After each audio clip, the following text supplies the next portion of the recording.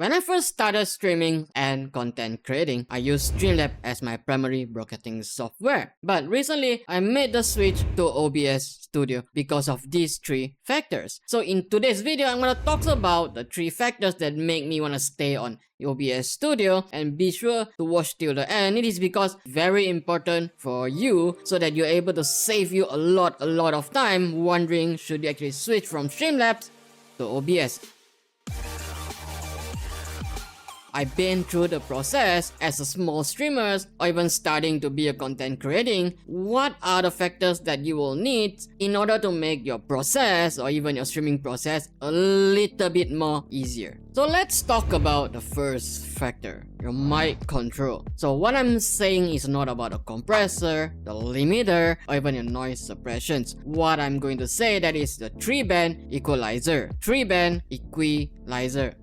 So why is this so important? A lot of mic out there, it doesn't actually produce the same sound. Some of the mic sounds bassy. Some of the mic sound a little bit more high pitch. So why is it this 3-band EQ? It is so important. It's able to allow you to tune three basic things that able to make your sounds way more professional. So what I'm actually trying to say that is you can actually tune up your high, your mid, and your low. So in this case, you can't find it in Streamlabs unless you install VST plugins. So I tried the VST plugins in Streamlabs, and when I just open it up, oh no, it feels so complicated when just looking at it in the interface. So what makes me feel is that plugin is actually more for professionals. So what we actually need is just of the basic, especially when you are starting as a small streamer or even a content creating. So when I just install OBS, it just straight include in it high, mid, low.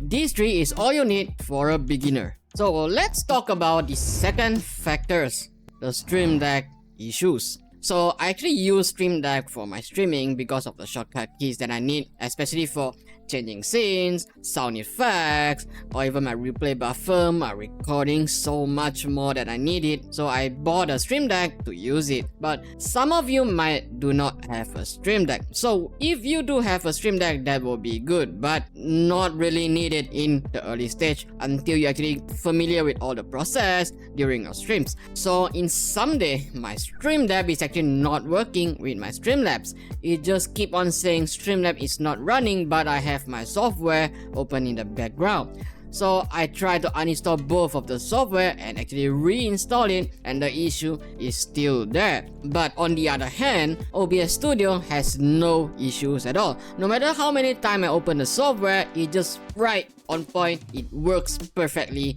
and even works smoothly. So any of you out there, if you do have the same issue, drop me down in the comment. So let's make a quick discuss.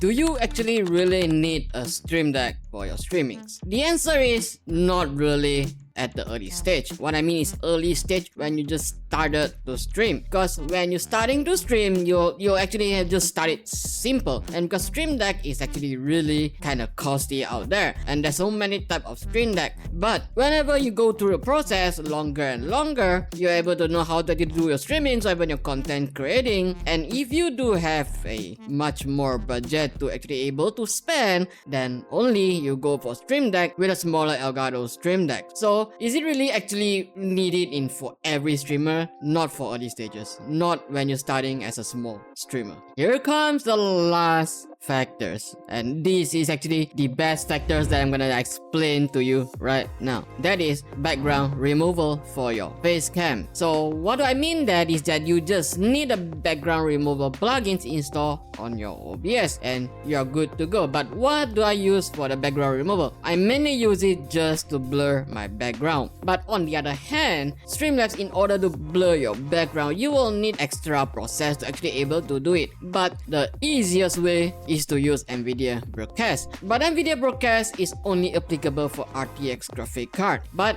on the other hand, for OBS, all you need is just a plugins, and just one click away and your background will be removed. And all you need to do is just add a green screens or put all the effects that you want. Or if you do not want your background to be removed, you can only just use for the blur background. And remember this, whenever you use blur backgrounds or even you remove your backgrounds, it gonna takes up your graphic card's power.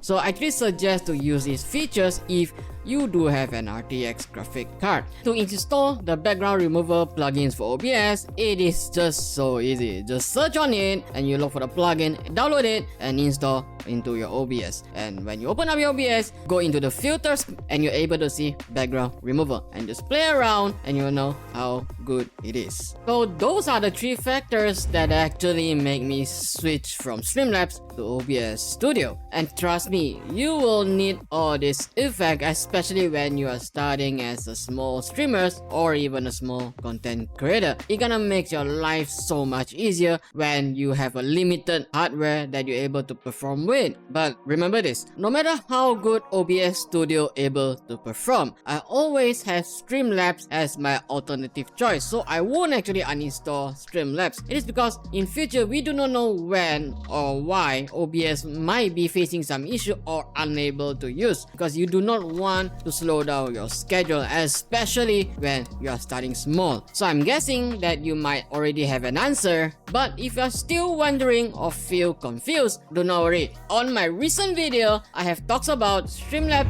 vs OBS, which is actually best for you. You might want to check it out. We talked about details on more about the interface or some other main points. So even if that's not answer your question or if actually it helps you, remember to actually like and also subscribe to my channel, and of course share out and do it right now. I'll be waiting. I'll see you guys in the next video. Thanks for watching. Peace.